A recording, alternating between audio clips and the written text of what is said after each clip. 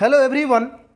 तो आज हम लोग परिमेय और अपरिमेय संख्या किसे कहते हैं, क्या होता है, इसको लेकर के बहुत ही बेहतरीन नॉलेज देने वाला हूं।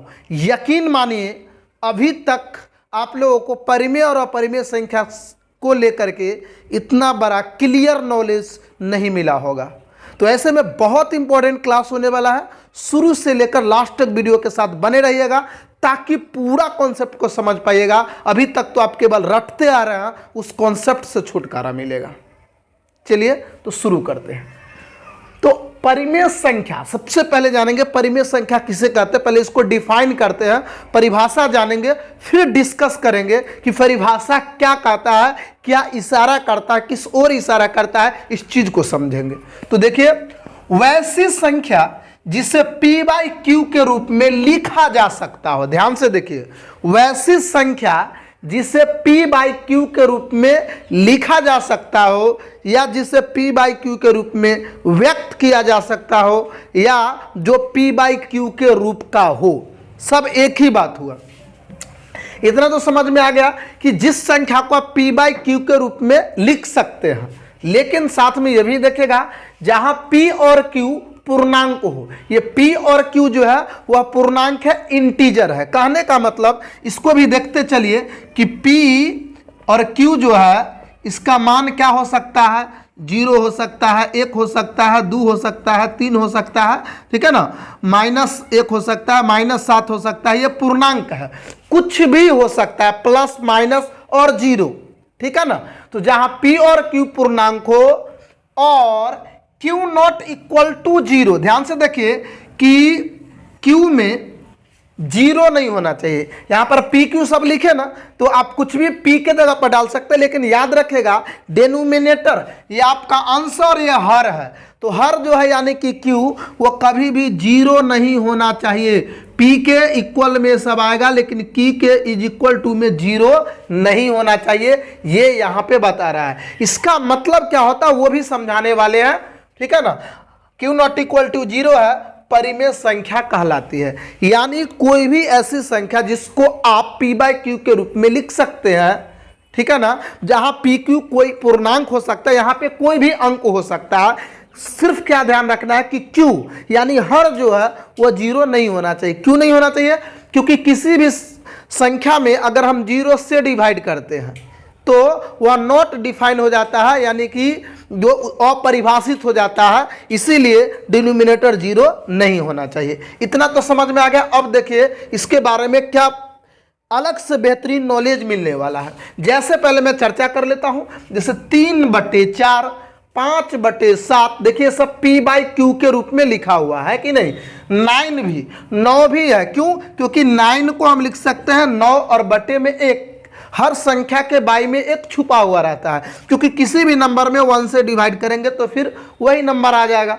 इसीलिए 9 √25, ध्यान से देखिए √25, ये देखिए तो √25 यानी कि इसका वर्गमूल जब हम करेंगे तो 5 आ जाएगा, क्योंकि 25 को हम लिख सकते हैं 5 × 5, तो यहाँ से ये 5 निकल के आ गया। तो ये भी क्या है, परिमेय। रूट अंदर 49/11, 49 से 7 निकल जाएगा और बटा में 11 आ गया, तो इसको भी हम P बाई Q के रूप में लिख सकते हैं। साथ ही इस बात को ध्यान दीजिए कि 0 भी, बिल्कुल 0 भी एक परिमेय संख्या है स्टूडेंट्स। क्यों? क्योंकि 0 को भी बटे में क्या लिख सकते हैं, 1, और इसको भी हम P बाई Q के फॉर्म में एक्सप्रेस कर सकते हैं। इसीलिए यह भी क्या है, परिमेय संख्या है। तो इतना समझ में आ गया स्टूडेंट्स कि जिसको आप P बाई Q के रूप में लिख सकते हैं, ठीक है ना, वो सारे संख्या क्या है, परिमेय संख्या है। ध्यान क्या देना है स्टूडेंट्स कि हर जो है डिनोमिनेटर वह 0 नहीं होना चाहिए। क्यों नहीं होना चाहिए? क्योंकि 0 से किसी भी नंबर में डिवाइड करेंगे तो वह जो हो जाता है अपरिभाषित हो जाता है। चलिए उसके बाद नोट पे ध्यान दीजिए। यही नोट बहुत बड़ी चीज है। देखिए कितने बच्चे यहाँ पे मिस्टेक करते हैं। जैसे बहुत सारे बच्चों को हम बोल देंगे 15/18। आपसे भी क्वेश्चन है, आप बताइए कि 15/18 परिमेय संख्या है या नहीं है, आप बताइए। तो बहुत सारे बच्चे बोलेंगे यस सर, हाँ। क्यों? क्योंकि आप P बाई Q के फॉर्म में देखिए, P बाई Q इसी रूप में, इसी रूप का लिखा हुआ है ना। है ना। तो बच्चे क्या बोलेंगे कि यह परिमेय संख्या है, लेकिन मैं कहूंगा कि यह परिमेय संख्या नहीं है। पैर तले जमीन खिसक गई ना, बिल्कुल यह परिमेय संख्या नहीं है स्टूडेंट। क्यों नहीं है? तो ये क्या है? तो ये भिन्न है। क्या है? यह भिन्न है, यानी कि फ्रैक्शन है, यह रेशनल नंबर नहीं है। क्यों रेशनल नंबर नहीं है?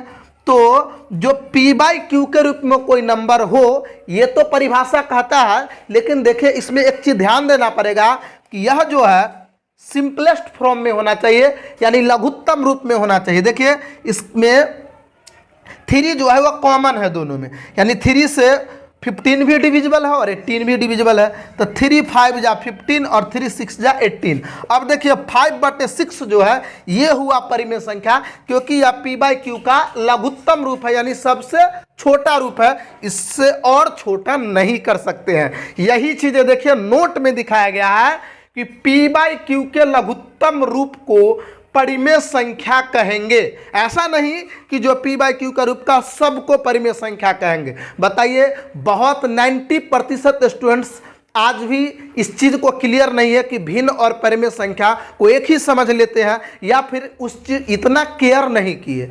लेकिन आपसे आपको ये बिल्कुल केयर करके चलना है, और ये बहुत ही बेहतरीन वीडियो होने वाले हैं, ठीक है ना। पूरा लास्ट तक देखिएगा। परिमेय संख्या में भी बेहतरीन कॉन्सेप्ट देने वाला हूं, और साथ ही एक रिक्वेस्ट करेंगे कि अभी तक आप हमारे चैनल को सब्सक्राइब नहीं किए तो प्लीज़ आप हमारे चैनल को सब्सक्राइब करके बेल आइकन को भी दबा लीजिएगा।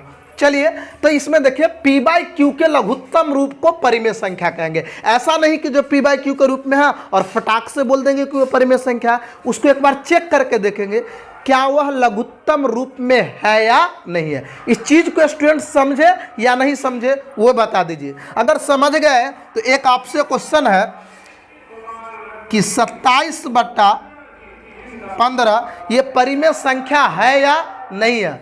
27/15 परिमेय संख्या है या नहीं है, ठीक है ना।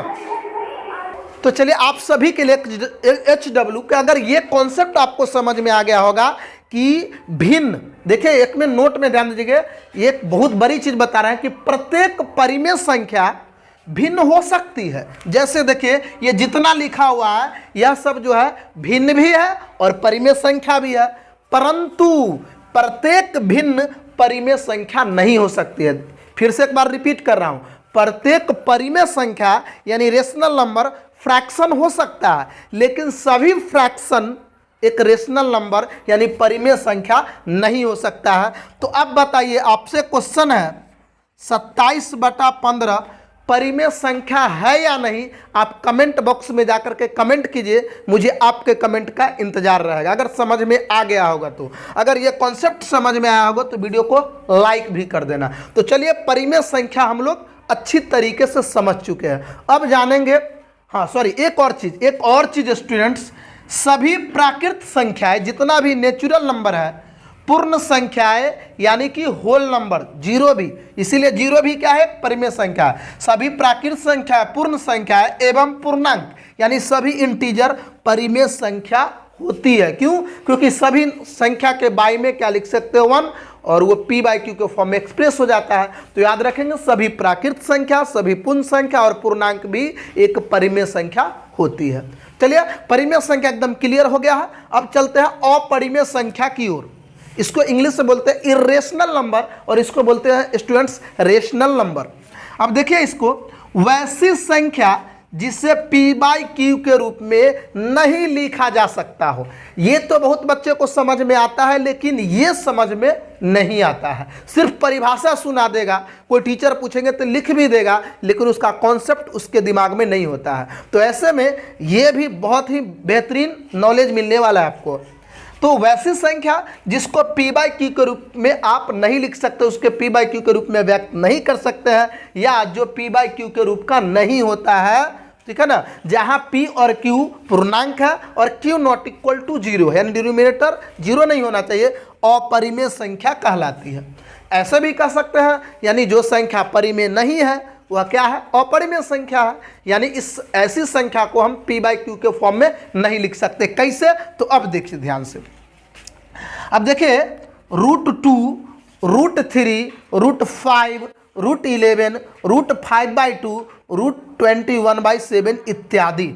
अब इसमें एक ध्यान देने वाले स्टूडेंट है कि जितना भी हम अपरिमेय संख्या का उदाहरण दिए सभी में कहीं ना कहीं आपको रूट जरूर दिखाई देगा। देखिए इसको हम लोग रूट बोलते हैं, सारे नंबर पे रूट है, ध्यान से देखिए। और ऊपर भी रूट था, लेकिन दोनों में फर्क है, क्योंकि इसमें हमने जो संख्याएं रूट के अंदर डाला है ये रूट से बाहर आ सकता है, लेकिन इसमें से जितने भी नंबर दिखाई दे रहा है ये रूट से बाहर नहीं आ सकता है। तो ऐसे में आप कह सकते हैं जिस संख्या का वर्गमूल नहीं निकाला जा सकता हो, यानी जिस संख्या को रूट से बाहर नहीं किया जा सकता हो, रूट में ही रहेगा, वह सब क्या होता है? अपरिमेय संख्या होता है। अब सवाल यह खड़ा होता है कि सर हम इससे ये क्लियर नहीं हो पाया, और मुझे भी क्लियर नहीं हो पाया ये डिफिनीशन से कि इसे पी बाई क्यू के रूप में कैसे नहीं लिख सकते हैं। आप कहिए कि सर इसके भी बटे में हम 1 लिख देंगे, तो बिल्कुल नहीं लिख सकते हैं। कैसे? तो इसके लिए आपको थोड़ी सी नॉलेज दशमलव का होना चाहिए। जैसे देखिए हम बता रहे हैं बहुत बड़ा चीज कि कैसे अपरिमेय संख्या को पी बाई क्यू के रूप में आप नहीं लिख सकते हैं। जैसे देखिए 5/2, क्लियर? इसका जब दशमलव प्रसार हम लिखते हैं सपोज डैट, तो ये हो जाता है 2.5। और आपको पूछ दे कि 2.5 परिमेय संख्या है या अपरिमेय, तो आप बोलेंगे परिमेय। क्यों?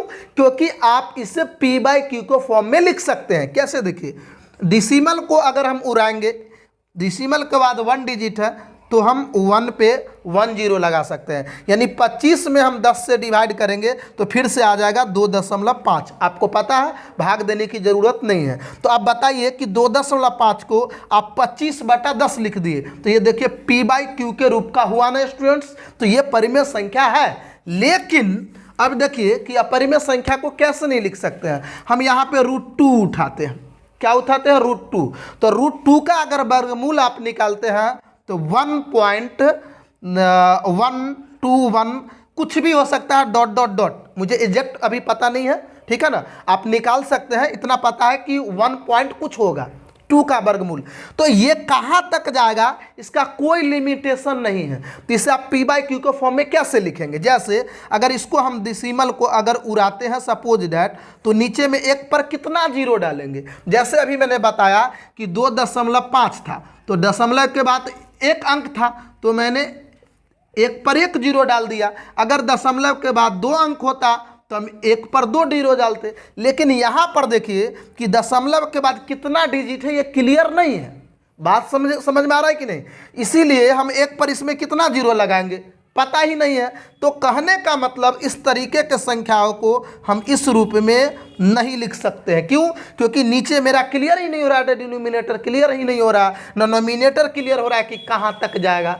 इसीलिए जो भी संख्याएं जिसका परफेक्ट स्क्वायर नहीं है, यानी जो परफेक्ट जिसका वर्गमूल नहीं निकल पाता, रूट से बाहर नहीं हो पाता है, जिसका दशमलव प्रसार याद रखेगा अशांत अनावर्ती होता है। अशांत अनावर्ती जो रिपीट होते रहेगा, और सॉरी जो रिपीट भी नहीं होता है और कटता भी नहीं। जैसे देखिए अगर हमें बात करें 0.101 001 000 4th 0, देखिए इसमें ना कोई रिपीट हो रहा है ना, और नहीं इंड हो रहा है, तो ये क्या है? अपरिमेय संख्या है। तो जैसे में आप ये भी लिख सकते हैं कि ये सब क्या है? अपरिमेय संख्या है। यहाँ भी आप दशमलव में भी डाल सकते हैं, ये सब क्या है? अपरिमेय संख्या है। लेकिन अच्छा देखिए 0.33333 ये आपका परिमेय संख्या है। क्यों परिमेय संख्या है? क्योंकि इसका दशमलव प्रशांत जो है अशांत आवर्ती है, अनावर्ती नहीं है। क्यों? क्योंकि बार बार 3 रिपीट कर रहा है। तो हम ऐसे में इसको हम लिख सकते हैं 3 पे पावर रेकरीन। और जब हम इसको हटाते हैं, आपको पता है रेकरीन इसको बोलते हैं। रेकरीन 2 तरीके से लिखा जाता है, ऐसे भी लिख सकते हैं और ऐसे भी लिख सकते हैं, है कि नहीं?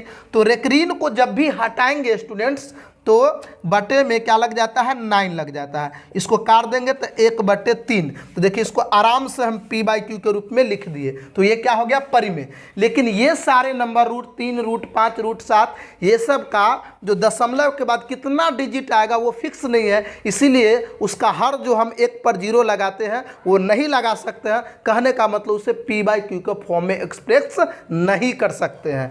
इसीलिए ऐसी संख्याओं को हम लोग क्या बोलते हैं? अपरिमेय संख्या कहते हैं। नोट याद रखेगा पाई, जिसका वैल्यू होता है सर्किल में आप पढ़ेंगे वृत्त में 22/7। तो पाई जो है एक अपरिमेय संख्या है। पाई कैसी संख्या स्टूडेंट्स? तो पाई एक अपरिमेय संख्या है, इस चीज को आप याद रखिएगा, ठीक है ना।